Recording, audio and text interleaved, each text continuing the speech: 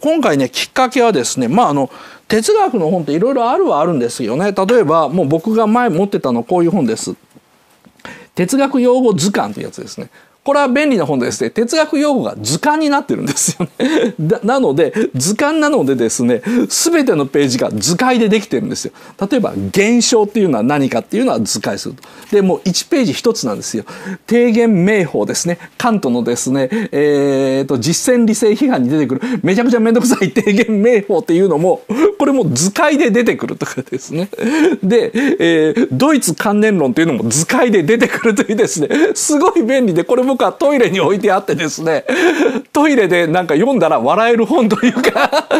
後を引かない、全部1ページで終わるから、集合的無意識ですらですねちょっと複雑な図解でやってくれるんですよね。